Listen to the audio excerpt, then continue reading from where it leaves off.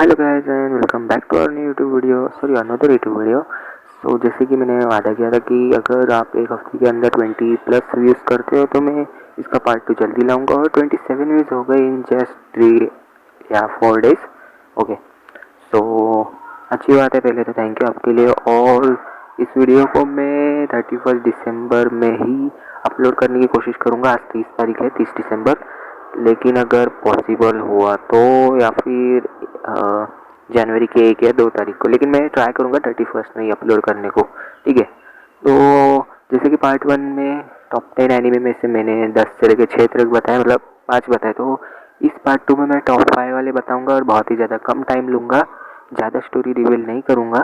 ठीक है, तो चलो फिर वीडियो को स्टार्ट करते हैं without any wasting the time. So guys, 5th पे है रैंकिंग ऑफ किंग्स। हाँ यार, मतलब मैं मजाक नहीं कर रहा, ये सीरीज़ लिटरली पिछले साल अक्टूबर में रिलीज़ हुई थी और ये एक्चुअली किड्स के अंडर बनाई गई थी। लेकिन जैसे इस साल विंटर चालू हुआ, जनवरी फरवरी मंथ से, ये सीरीज जो है वो अडल्ट के बीच में बहुत ही ज़्यादा हाइप पैदा कर दिया इस सीरीज़ ने। ये सीरीज अडल्ट के लिए ओपी मानी गई है, अडल्ट के द्वारा बताया गया है, अडल्ट में भी शामिल है। ये सीरीज लिटरली सिर्फ बच्चों के लिए नहीं हम लोग बोल सकते, ये बहुत ही ज़्यादा ओपी सीरीज है जो अडल्ट भी देख सकते हैं बिंदास।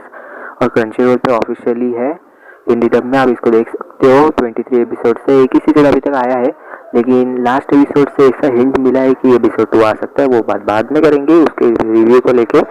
सो इसकी अगर मैं बात करूँ तो इसकी जो ओरिजिनल मैंगा है वो रिलीज कर दी थी 2017 में एक ऑनलाइन पब्लिशिंग वेबसाइट की तरफ से, जिसका नाम मांगा है आई थिंक।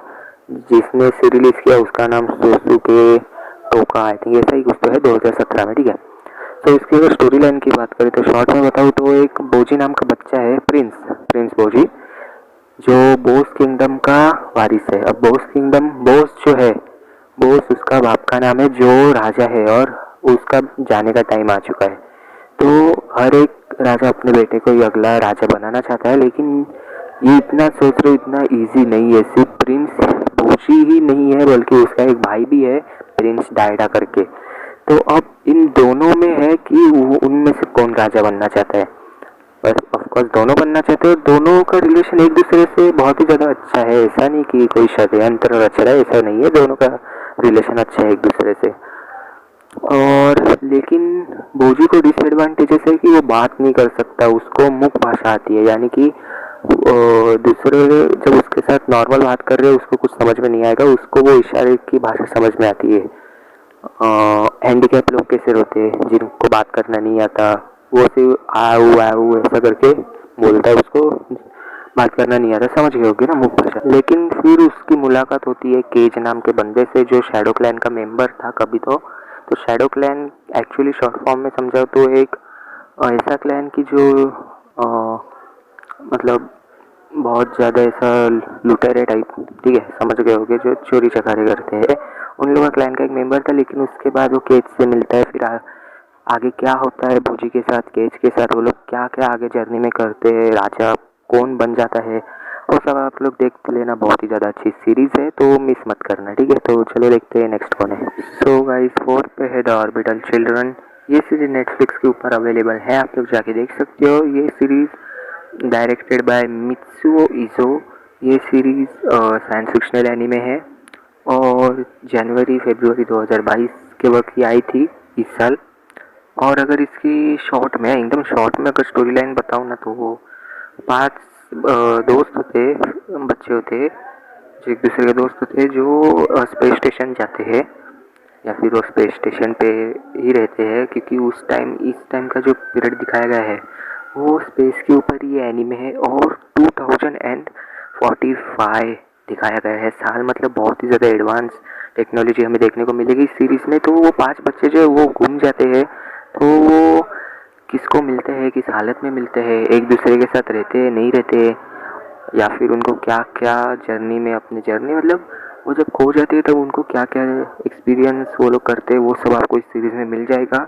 ये साइंस फिक्शनल सीरीज़ तो है, लेकिन आप इसको एक सर्वाइवल सीरीज़ भी बोल सकते हो, लेकिन मैं सोच रहा हूँ कि सिर्फ साइंस फिक्शनली आप इसको बोलो। ठीक है, तो बच्चे मतलब एकदम भी छोटे नहीं है, बहुत अच्छे खासे बड़े हैं वो लोग, ठीक है, 14 से 15 साल के तो होंगे ही होंगे। तो ये सीरीज नेटफ्लिक्स के ऊपर मिल जाएगी। नेटफ्लिक्स हाल ही में बहुत कम टाइम पे अच्छे खासे एनीमे या सीरीज वो अपलोड करने लगा है, तो वो पता नहीं यार, नेटफ्लिक्स का वैसे भी बुरा टाइम चालू है।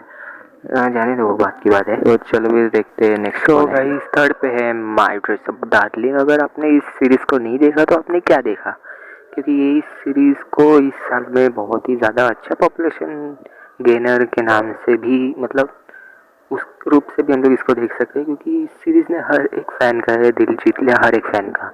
और इसकी स्टोरी इतनी डिसेंट, इतनी नॉर्मल है कि किसको बोर नहीं होगा। एक्चुअली बोर हो जाते हैं कुछ फैंस, लेकिन इस सीरीज़ का कुछ बात ही अलग है। अगर इसकी हम लोग बात करें कि इसकी जो ओरिजिनल हॉट मैंगा सीरीज़ है वो कब आई थी, तो वो रिलीज हुई थी 2018 में बाय क्लोवर वर्क्स।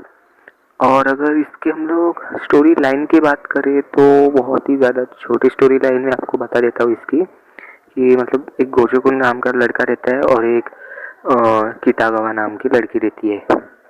तो क्या होता है कि वो लड़की जो थी वो, उसको एनीमे के कॉस्प्लेस करना पसंद होता है, ठीक है, और हर एक फैन को पसंद है। और वो पूरे अपने हाई स्कूल में या फिर आई थिंक पूरे अपने क्लास में वो सबसे ज़्यादा प्रिटीएस्ट गर्ल होती है। और अपना जो गोजोकुन है वो बचपन से हिना डॉल्स बनाने में उसको अच्छा लगता है, जापानीज हिना डॉल्स, जो लोगों को नहीं पसंद कि वो लड़का होने के बावजूद डॉल्स में इंटरेस्ट लग रहा है।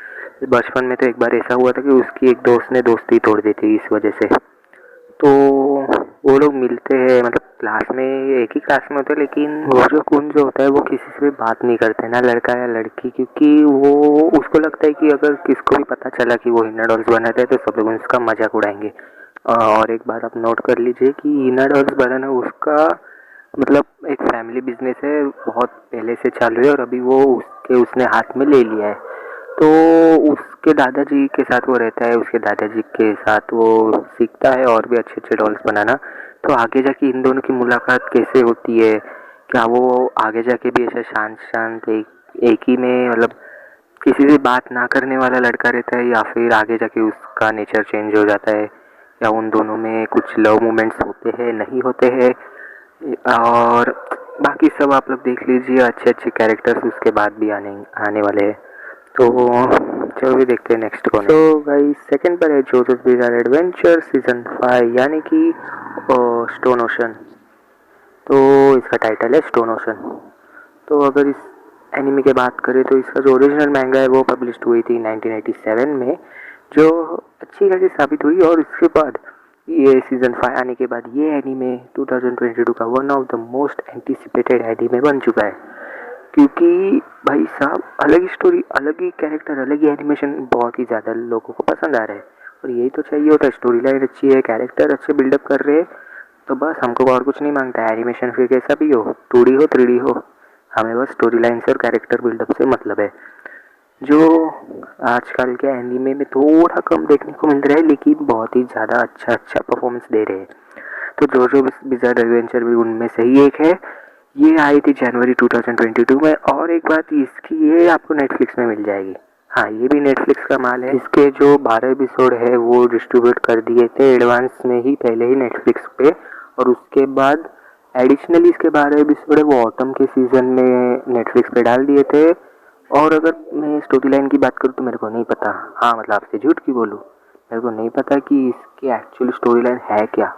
लेकिन मेरे को एक पता है कि बड़े बड़े क्रिएटर्स ने इसके ऊपर भी वीडियोस निकाले, यानी कि ये मंगा नहीं, ये सीरीज़ भी अच्छी खासी पॉपुलैरिटी गेन कर रही थी, इस साल कर भी रही है। अब अगले साल कैसा परफॉर्मेंस, नए नए एनीमे क्या क्या रूप दिखाएंगे वो अलग बात है। लेकिन अगर किसी भी एनीमे का सीजन 5 तेरे को खींच रहे तो यानी कि एनीमे को रिस्पॉन्स मिल रहा है तगड़ा वाला। अब पोकेमॉन की बात ले लो, जाने दो पोकेमॉन की नहीं, मैं थोड़ा इमोशनल हो जाऊंगा, लेकिन कोई किसी भी एनीमे का सीजन 1 अगर अच्छा नहीं गया तो मेकर उसके आगे की नहीं सोचते हैं।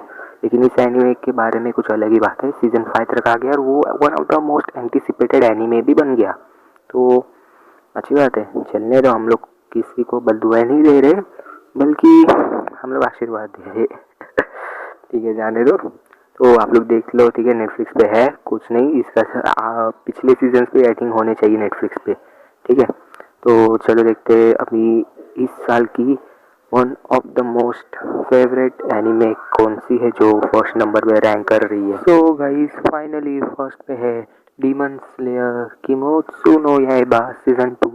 तो ये 2019 में आया था, 2019 में आया था इसका पहला सीज़न, जो बहुत ही ज़्यादा मेरे को पसंद है और वो अभी तक मैं देख रहा हूँ। यानी कि मतलब उसके सब पार्ट्स मैंने डाउनलोड करके रख चुके हैं, बस देखना बाकी है।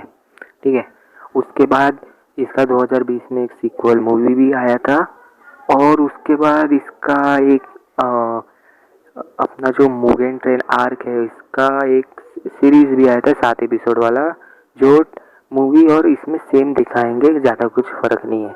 इसके बाद इसका दूसरा सीज़न भी आया है जिसका नाम Kimetsu no Yaiba district arc entertainment district arc है, जो 2021 के दिसंबर में आ गया था। लेकिन इसका जो सबसे अच्छा पार्ट है वो इसको इस साल रिलीज़ किया गया, एयर किया गया है। और ऑफ कोर्स यार इसलिए इसको लिस्ट में डालना तो मस्त था।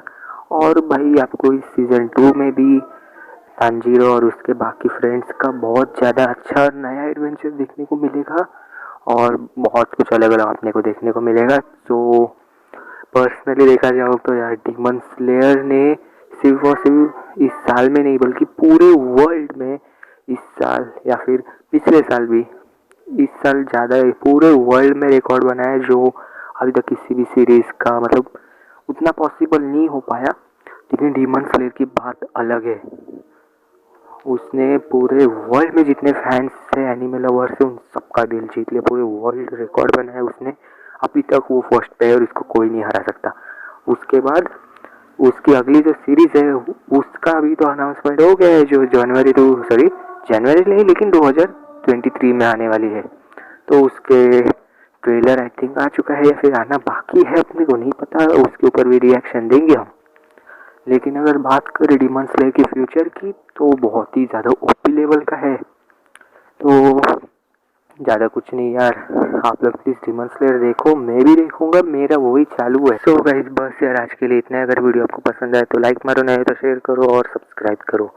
तो इसका पार्ट 2 पे जल्द से जल्द डालने की कोशिश करूँगा और रैंकिंग ऑफ किंग्स के ऊपर भी रिव्यू आएगा। इसके बाद मेरा वही प्रोजेक्ट है और हम लोग थोड़े थियरीज वाले वीडियोज़ भी निकालेंगे जिसकी वजह से हमें कंटेंट की कमी ना हो। ठीक है, मुझे इंस्टा पे भी फॉलो कर लेना, वहाँ पे मैं एक्टिव रहता तो नहीं हूँ लेकिन कर लेना फिर भी। ठीक है, आपका अगर सपोर्ट मिलेगा तो मैं वहाँ पर एक्टिव रहने को मेरे को कोई प्रॉब्लम नहीं है। तो वापस से थैंक यू। पता है मुझे 28 व्यूज़ बहुत ज़्यादा कम है, लेकिन मेरे लिए बहुत ज़्यादा अच्छा है कि मेरे वीडियो जो अनरैंक्ड कर रहे थे उसमें ये वीडियो अच्छी खासी रैंक कर रही है मेरे सेकंड पोजीशन पे। तो इस वीडियो से भी मैं वही एक्सपेक्टेशन लगा रहा हूँ कि ये भी अच्छा खासा परफॉर्मेंस करे। तो चलो फिर bye, take care, good night, sweet dreams and sayonara.